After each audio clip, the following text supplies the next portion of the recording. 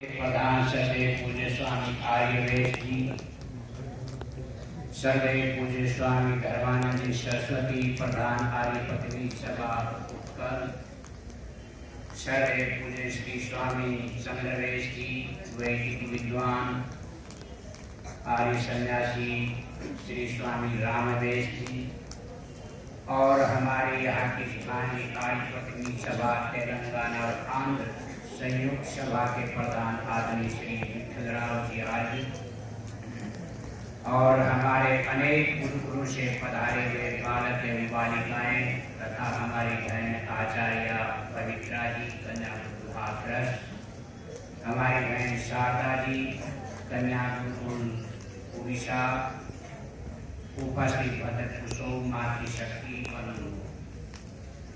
आप में से अधिक संख्या में वो व्यक्ति बैठे हुए जिनके विवाह हो चुके हैं। और यदि आपसे कोई ये पूछे कि आपने विवाह क्यों किया है तो शायद आप बहुत अच्छा उत्तर देंगे, पर मैं भी अपनी बात एक वेद मंत्र के माध्यम से कहना चाहूंगा कि वेद में एक मंत्र आता है कि अस्मन्वती हीयते समरवत्वम उत्तिष्ठत परतरता सखायः अत्रा जहाम असंत शिवा शिवान्वय उत्तरे मां विवाह। जिस समय आप घर गृहस्थ लोग जो यहाँ बैठे हुए, ये माताएं बैठी हुई हैं,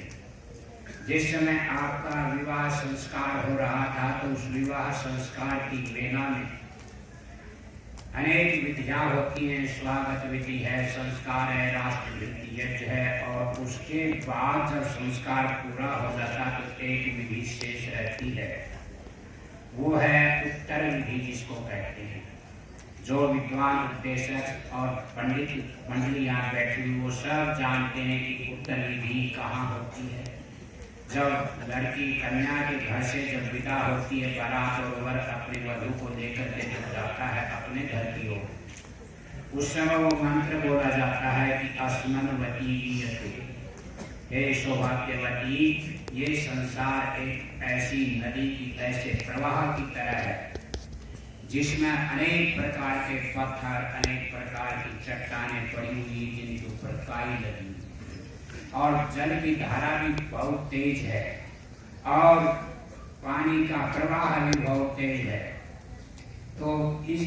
ये उपमा देते हुए कहते हैं कि संसार भी ऐसा ही है जिसमें काम, क्रोध, मद, लोभ, मोह रूपी, अहंकार रूपी अनेक पत्थर चट्टानें पड़ी हुई हैं, काई लगी हुई है, और न जाने कौन कौन सी बाधाएं आपके गृहस्थ जीवन में आएंगी। तो उस समय कहा कि अस्मन्वती हीयते समरवत्वम, तो पति कहता अपनी पत्नी से कहता मैं यजमान को लक्षित करके बात कहता हूँ, ब्रह्मचारियों को लक्षित करके नहीं कहता। ब्रह्मचारियों के लिए दिन पड़ा है, दिन भर विद्वान लोग सुनाएंगे सब होगा, पर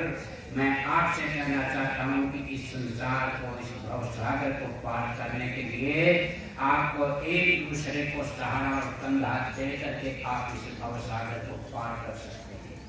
आप इस यज्ञ रूपी नौका का सहारा लेकर के आप भवसागर पार कर सकते हैं। वेद साफ कहता है कि एक दूसरे को सहयोग करके, एक दूसरे को सहारा दे करके, एक दूसरे का हाथ पकड़ करके आप आगे बढ़ो, तभी आप इस भवसागर से पार कर सकते हो।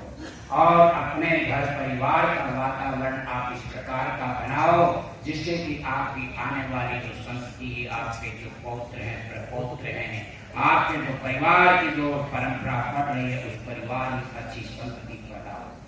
अनुव्रतः पितु पुत्रो मात्रा भवतु सम्मना, जाया पत्ते मधुमती वाचम वदतु भद्रया। कितनी सुंदर बात अथर्ववेद ने कही है कि पुत्र कैसा हो कि पिता का अनुव्रती हो, बेटी कैसी हो कि माँ का अनुसरण करने वाली हो, और दोनों पति पत्नी कैसे हो घर के अंदर, कभी युद्ध संपन्न होता, कब आप यजमान कर सकते हैं, क्योंकि एक दूसरे का आदर और सम्मान करने वाले हो। पत्नी पति का सम्मान करे, पति पत्नी का सम्मान करे, दोनों एक दूसरे को अभिवादन करें। और जब पति देव बाहर से घर आए तो पत्नी बड़े सहृदयता के साथ में, जैसा कि आपने प्रतिज्ञा की थी कि मम वदेते हृदयं ददामि, मम चित्तम अनुचित्तम तिरस्तु मंत्र दोनों ने पढ़ा, एक दूसरे के हृदय के ऊपर हाथ रखते हुए कहा कि मेरा वर्त है कि मैं तेरे वर्त के अनुसार, तेरे हृदय, तेरे मन के अनुकूल व्यवहार करूं। और पत्नी भी कहती कि मैं भी आपके मन के अनुकूल आचरण करूं। तो उपस्थित भद्र पुरुषों लंबी चौड़ी चर्चा करने की आवश्यकता नहीं। मैं अपने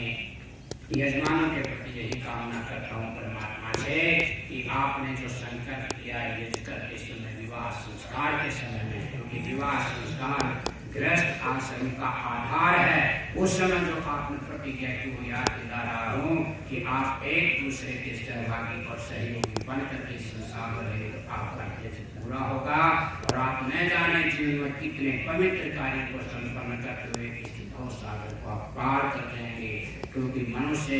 जीवन ही एक ऐसा है, मानव का चौलाई एक ऐसा है कि जिस चौले में आकर के हम यह लौकिक और पारलौकिक उन्नति कर सकते। बस इन शब्दों के साथ बहुत समय लेते हुए आप सब के लिए मंगल कामना, शुभ आशीर्वाद। ओम शांति।